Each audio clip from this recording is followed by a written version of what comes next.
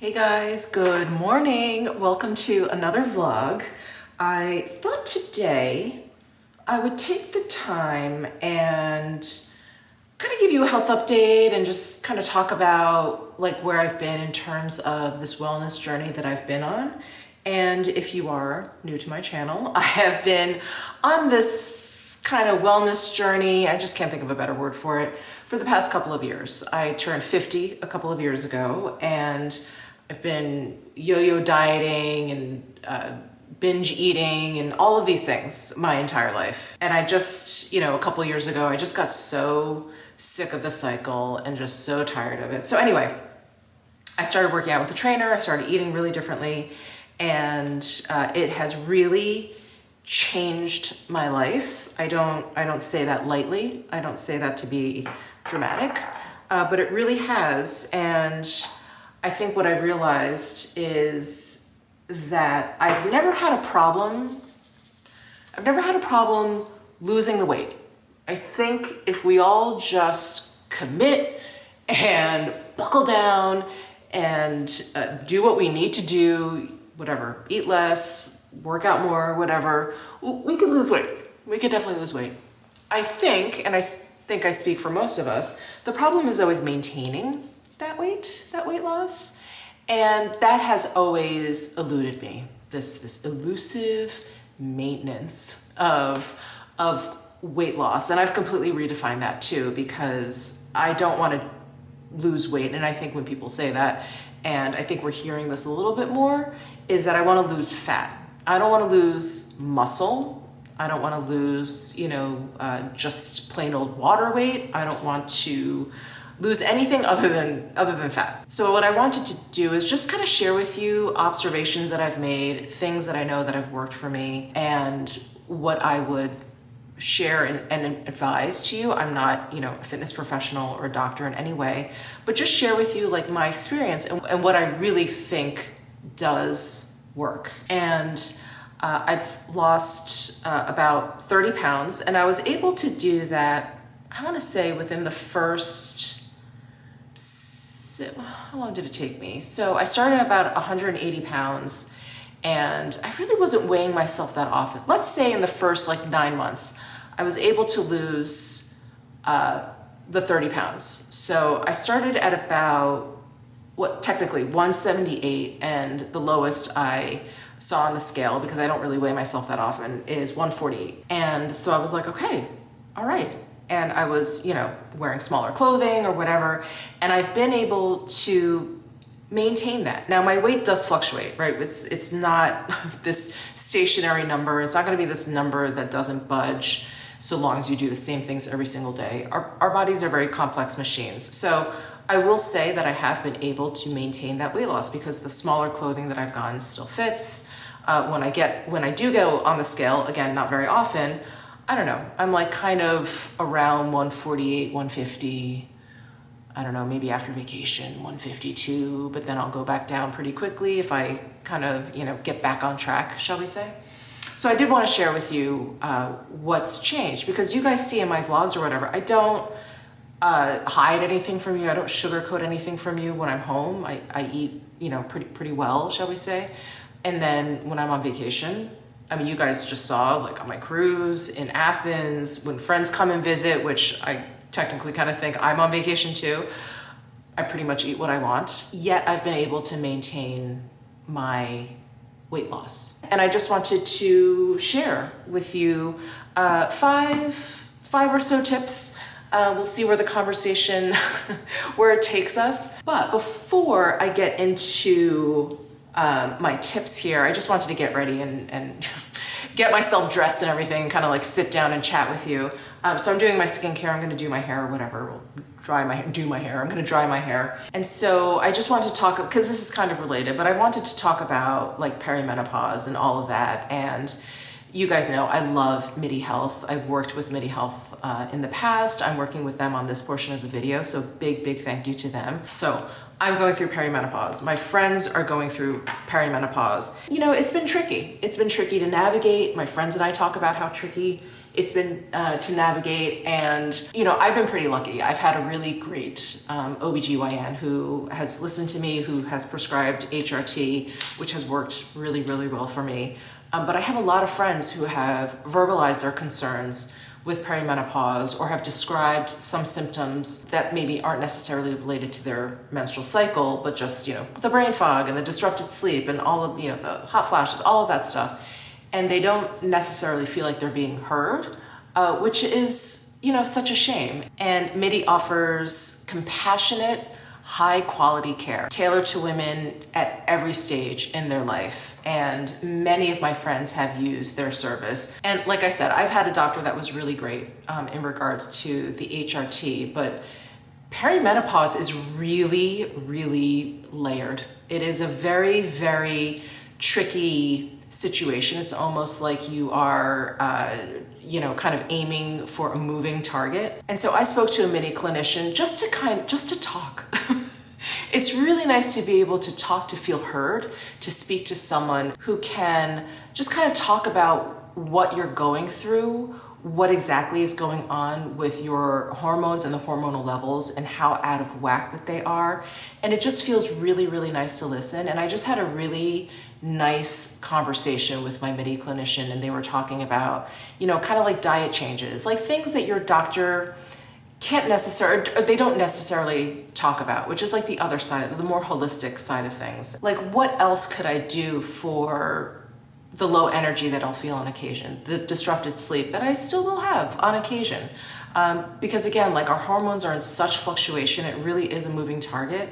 So anyway, I just felt like I was really, really heard, and I felt like my clinician not only could relate, but just was so sympathetic and so compassionate towards like what I was going through. And it's the best feeling. It's such a good feeling. So they were really able to help me talk through like my symptoms and help me recognize like other things that I could do to kind of, you know, just help me out. Help me out during this difficult time. MIDI also offers solutions for like hormonally related skin issues, like their Estriol Plus face cream, which is designed to help, you know, like firm and plump and, you know, all that elasticity that we're losing, all the sort of like stiffness or whatever, all of that collagen loss is totally related to these dips in hormonal levels. And so this face cream can really, really help with that. And they have even expanded into longevity care, which is perfect if you're looking to reduce stress, stay ahead of, you know, future health concerns, and just feel, you know, more like you again as you're aging. And that's definitely something I've talked about in terms of perimenopause. I really felt like I was losing who I was. Like, the changes were so big, I didn't even recognize myself. So anyway, MIDI is great in helping you just sort of like navigate all of that. So you can work with MIDI very, very simply. You can book online, and then you can meet with your MIDI clinician virtually. And if testing is needed, MIDI can help you arrange for that locally. And you get unlimited follow-ups. And the best part is it's covered by insurance in all 50 states. So if you're looking for personalized, compassionate care that makes you feel supported during this time where I think women feel very, very vulnerable, definitely book a visit with MIDI. And again, a link will be down below in my description box. All right, so I am going to finish getting ready and get dressed, and then I just want to sit down and talk to you about how I've been able to manage and maintain my weight loss. Okay, so how I've been able to maintain my weight loss through vacations, people visiting me, going out to eat, just having, you know, quote unquote cheat meals, or just meals where I just want to enjoy something. And I've talked about how in the past, not only have I struggled to lose weight, actually, let me rephrase that. In the past, I've talked a lot about how I've had trouble keeping my weight off, and how it's always been this yo-yo, swinging back and forth, getting discouraged, and not feeling like I was actually getting anywhere. I would lose weight, gain it back, and more often. And I think that is most people's issue. I think most people, if they really put their mind to it, they could probably lose, 10, 15, of course, depending on where you're starting from and what your goals are, but 10 pounds, let's say. Not easy, but you could do it. It's the keeping it off and creating some sort of sustainable plan that you can live by day by day by day. And now I am about 2 years into this, wellness, health journey that I've been on. A lot of things prompted it. If anyone is new to my channel, it was basically, right around when I was turning 50, going through perimenopause, just a lot of things. I was so sick and tired of trying a diet, doing pretty well, and then just going off the rails. So, and gaining it back. And so I was able to lose about 30 pounds. And I feel like I'm at a healthy weight now. So I started at about 180 and I'm now at about 150, just to give you some reference. And over the past 2 years, my focus has been on working out, like a lot of the physical, shall we say, physical aspects of this wellness journey. But before that, I really wanted to tackle my relationship with food. So sort of like my mental well-being and my mental health surrounding food and my body image and all of that. So I guess you could say my wellness journey started well before I was 50. It was when I was 50 that I really started to work out very differently, which I'll talk about in just a second. But I started meditating, and I've talked about this a lot on my channel too, so I'm gonna kind of just skip over this, but I've meditated a lot on my relationship with food, and that helped me quite a bit. So that is the first thing that I want to say, and I did mention that these tips for maintaining your weight are probably not tips that you expect. They're not make sure to drink your water and all of those things. Those are helpful, but I don't think those help in terms of maintaining a weight loss, which basically means you are now living a completely different lifestyle. And so addressing your mental health, not just with your relationship with food, but the relationship you have with your body. And I think what isn't talked about enough is food addiction. I think there's plenty of people out there that discount it, that don't think it exists. Food isn't like heroin. Food isn't like alcohol. Fill in the blank. Food isn't like Oxy. But I disagree. I don't have a problem with alcohol. I've drank or whatever, never got addicted to those things. I was and am, I'm addicted to food. That is the most volatile relationship in my life, is my relationship with food. And so I spent a lot of time figuring out why I eat a lot. What is it that makes me binge eat? Definitely a binge eater. What drove me to do that? It was, a lot of things. I had to kind of keep peeling back layers of that onion, and that's where meditation really, really helped. But I think what it comes down to in the day-to-day, because now, yes, I've addressed that, or I've recognized that particular situation, why I reach for food or whatever. But then it has become like a stress response. So when I'm stressed out about something, I reach for food. And so on the day-to-day, you have to address your stress and how you deal with that. And that is very, very difficult. When you're having a bad day, the fastest, easiest, probably cheapest way to soothe yourself or reward yourself, make yourself feel better, is to go out and get a delicious meal. I know I'm not the only one. That may not be the way that you deal with life and with problems and with stress, but I know I'm not the only one. And I know that is absolutely the first thing that derails me. So I could be having a great week, right? I'm in a great mood, everything's going great, my husband's in a great mood, Butters is acting like an angel, work is going really, really well, my diet is going well, I'm eating exactly the way I'm supposed to be eating, I'm working out, and then poof, something happens. And I noticed, of course, that the first thing I wanted to do was reach for some food. And it is really hard in those moments to say no. You have to address how you deal with stress, or how you deal with those moments where you normally reward yourself with food or want to treat yourself. There has to be a different way. And if you don't deal with that, it is never, ever, ever going to be something that sticks with you. And it's been really difficult. It is incredibly, incredibly uncomfortable to feel like you need something to bring down like your nervous system, to calm your nervous system. And what you normally do to do that, you can't do that. And so you have to sit there, and it takes so much longer to reach that kind of like homeostasis, that sort of relief that you feel after you've been able to calm down.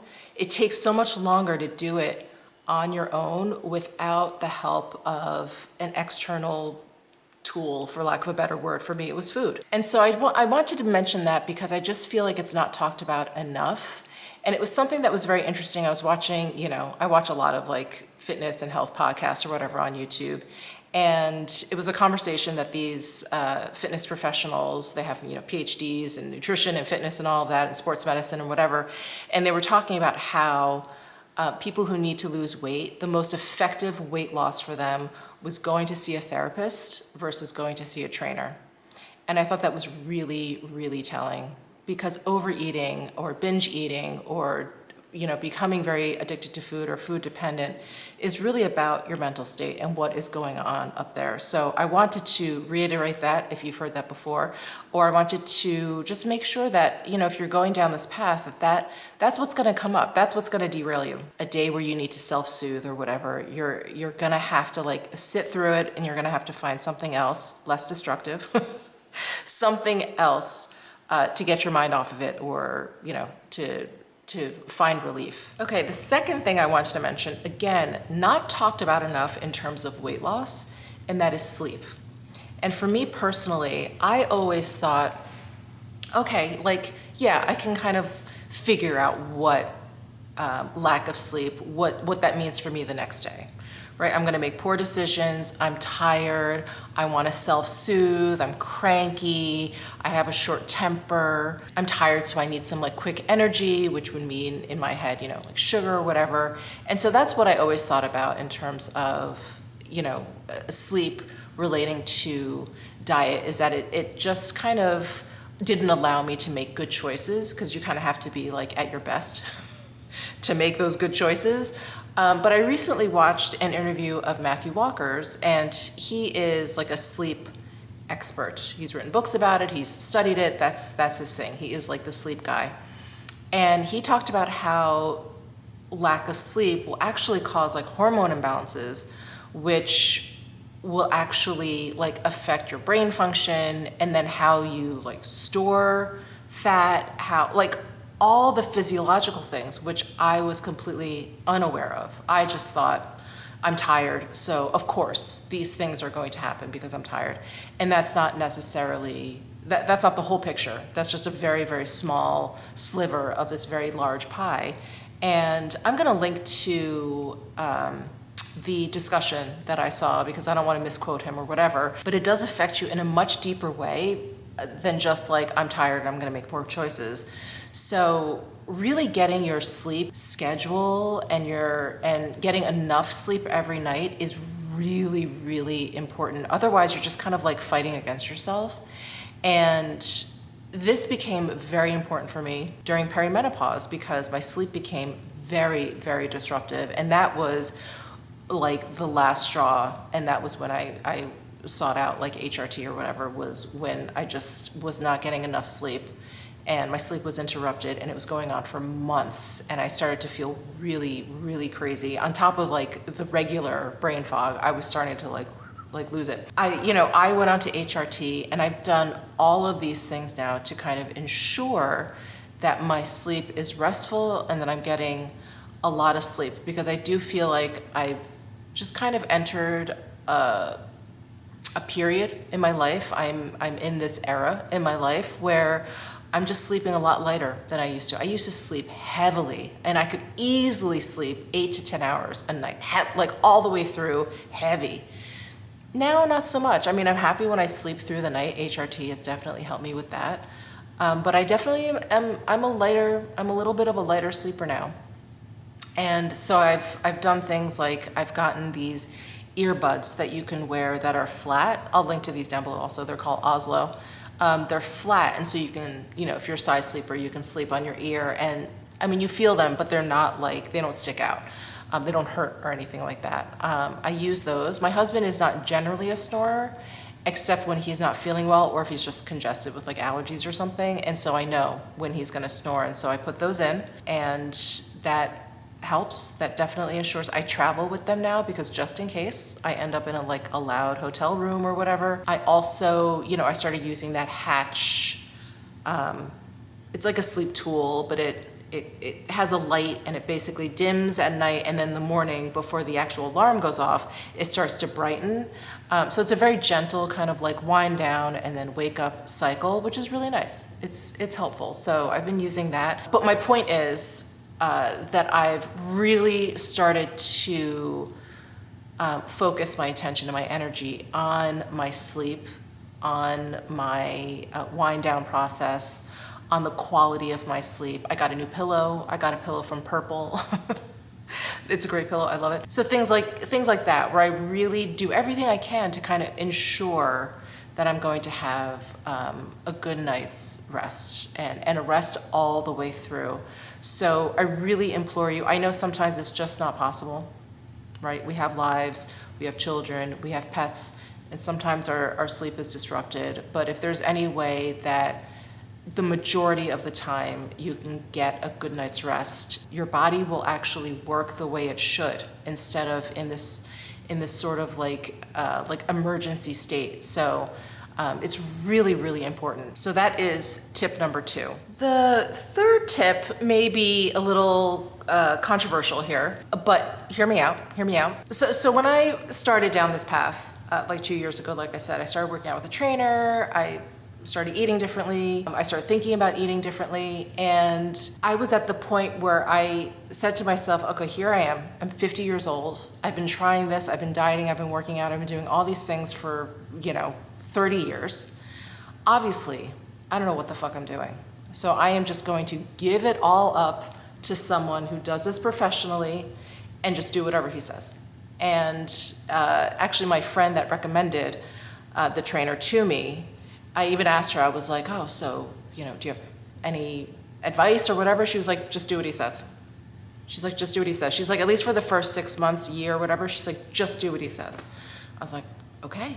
And so I just let it all go. And so when I did that, and I just followed what he gave me a very, very simple meal plan. It's not one that you could do every single day. I mean, maybe, but I think most of us would not be able to eat exactly that way every single day. I know I haven't been able to, but I try to just follow it. And of course, watching all these podcasts or whatever, I really focused on like just eating whole foods and staying away from ultra processed foods. But I think what I had done and going down this road with the trainer and focusing on whole foods, I realized what I had been doing before, which was in terms of food, in terms of eating, which was I was always looking for that loophole. The mindset basically is you're basically looking for foods that you can eat.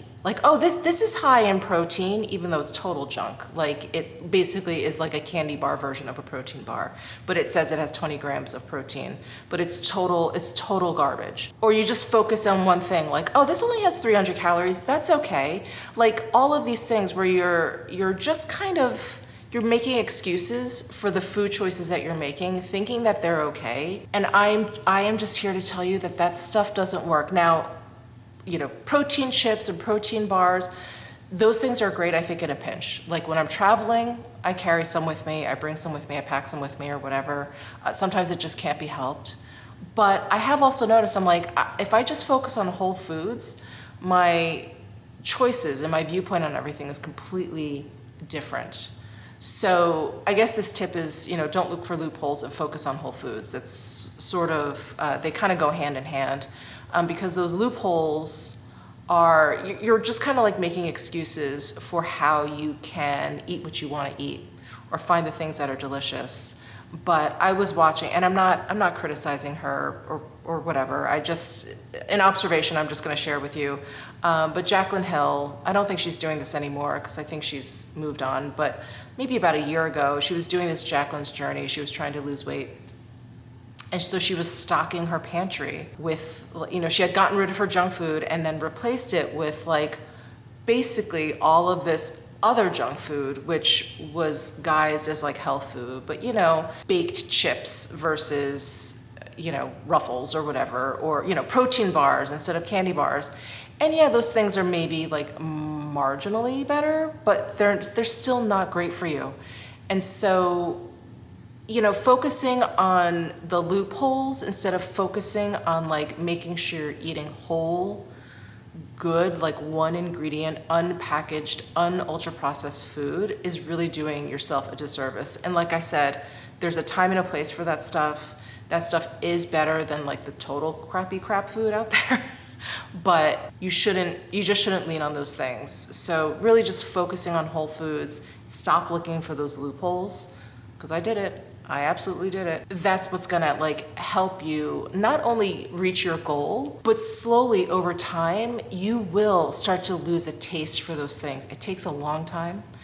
Take it from me, I am a junk food junkie. It takes a long time, but you will really kind of just start to lose your taste for it. It's just not going to taste right anymore. But anyway, I feel like loopholes is different for everyone. Like you kind of justify different things for your diet. So like no more justifying, just focus on whole foods. Focus on whole foods. Okay, that was tip number 3. So tip number 4 is building muscle. And in the past, when I was a yo-yo dieter and my weight swung, I would say 60 pounds easily. I would say in my adult life, the lowest I was maybe around 125, and the highest I was around 185, 190, around there. And so it swung. That's a pretty big swing, It's a lot of sizes. I looked different, it was very noticeable. And one of the things that I did, and I know I'm not alone in this, was that I did a lot of cardio. That's all I did. I would do weights sometimes, if I got bored, I would do weights. But yeah, I really focused on cardio. I focused on it so much that I ran a marathon. And I remember when I crossed the line, the marathon, I felt very flabby. I was very, very flabby. So I wouldn't even say I was skinny, but kind of that skinny fat situation where you're thin, but you're just all fat. And that is a recipe for gaining weight very, very quickly because you're not a calorie burning machine, shall we say. And so when I started working out with the trainer and really focusing on weights and building muscle, again, I'd come to this point in my life where I was like, oh my God, like I felt weak. I could see my muscle tone just kind of going away. And then reading more and more about how we lose so much muscle so much more quickly as we age, I was like, okay, I really gotta address this. So I started, doing a lot of weights. And again, this was about 2 years ago. Of course, I felt stronger. I lost weight because I was eating differently. I was working out and doing weights or whatever. In January, I went to New York City and I met my friend Sarah, and we hung out there and we ate whatever we wanted to. She's not a huge eater, but she likes food. And so we went to a lot of restaurants and really enjoyed ourselves. And I thought, wow, I am gonna really be paying for this, and my clothes are gonna be tight or whatever. And it was the dead of winter there, so I was just wearing a ton of layers and just whatever. I couldn't tell what was going on until I got home. And when I got home, I got dressed as normal and kind of didn't even really think about it. And I was like, I feel kind of the same. And I was surprised. I had always gone away, especially if I kind of just let it go. You know what? I'm gonna eat whatever I want. I always would come back to tight pants, very tight pants, little bloated in the face or whatever. And I felt okay. And I thought, you know what? All of that stuff that I was hearing about, building muscle and doing weight training and resistance training, I think it's right. Because what happens is you're turning your body into a calorie burning machine. And my favorite phrase whenever I hear people talk about this particular concept is that muscle is very, very expensive for your body to keep up, which is why it's the first thing that you lose if you just kind of go on a starvation diet. It's something that your body starts to give up as you age, because it does take so many resources.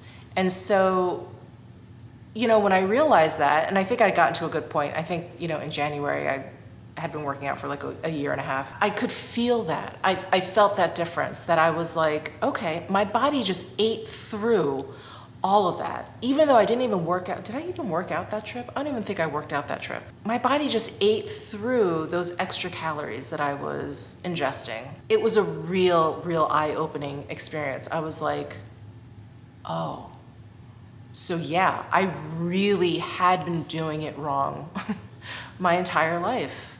I you know, now in my brain, and this is way too simplified, but I feel like weight training and resistance training is like a proactive way to lose weight, where cardio is like a reactive way to lose weight. So it's something that you want to do, like, oh, I see myself getting pudgy, I'm going to go for a run, and then maybe that can help. But if you want to turn your body into like a calorie burning machine, which in turn helps you maintain weight when you do cheat, when you do go away and you want to enjoy yourself or whatever, it is really all about building muscle and building that expensive tissue that's going to gobble up all of those resources that you're going to be giving it. So I can't emphasize that enough. And I've just seen it with my own two eyes, you know, because I've done both. I've done really intense cardio consistently a lot, and felt like if I breathed in too much air, I would gain weight. And at a much younger age, where now, when you think, oh my God, at 50, there's no way. But because I've been doing weight training, I'm able to have those off days, those off weeks. I mean, I've been off for weeks, like this past cruise and vacation we took in Greece. There was a lot of eating. And when I got home, I weighed myself, and I did gain some weight, but about 1.5 pounds. That's not bad after all that traveling too. I'm sorry, that's not bad. I mean, there would be days way back when I was training for the marathon where if, you know, I skipped a day of training because I hurt myself, I'd gain 1.5 pounds. So I've really woken up to the benefits of resistance training. I mean, not only, you know, do I feel better, not only am I stronger, not only am, you know, those like mystery aches and pains are kind of gone. I have better energy, all those things. I am so pleased that it helps me in those moments where I want to just enjoy life. You know, I'm not gonna lie, like eating really to my meal plan every single day, it's not great. I mean, I've gotten used to it, and I can bounce back and I can do it now. It's not great. I want to enjoy life every once in a while, but I don't want to enjoy it and think like, oh my God, like, oh, I'm gonna gain 5 pounds, whatever.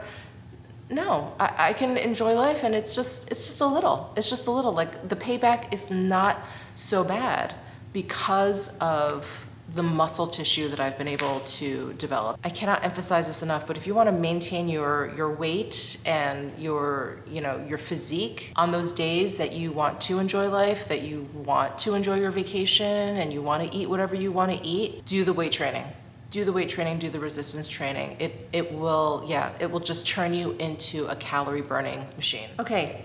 Tip number 5. I'm going to talk about consistency, but in a different way, because I think we always talk about consistency and how that's, you know, you have to be consistent if you want to reach your goal, whatever goal it is, and how consistency isn't perfection. It's not all the time, every single time. You can never screw up. You can never ever have any of your favorite foods ever again. Or like you have to go to the gym 5 days a week. Like, that's not what consistency is about.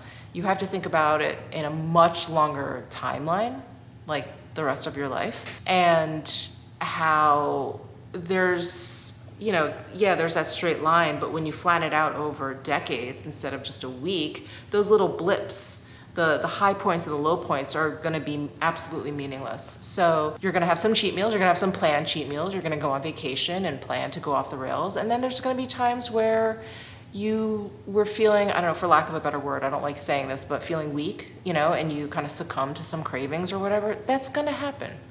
That will happen. But what I want to present to you is to then stay consistent is then you have to bounce back, right? You can't cheat and then, or, kind of succumb to some cravings and then get bogged down in that, what you would probably consider a failure. And for me, the best way that I've been able to stay consistent is to not indulge in any negative self-talk.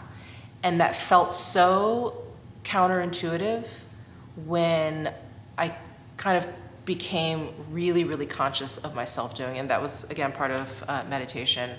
But it was so second nature. If I, snuck into my pantry and we had some like leftover cookies from when guests were here and I would sneak one, immediately, you're a fat loser, you can't even stay away from these cookies, you should throw these out, you suck, you can't do this, you're weak. None of that actually helped.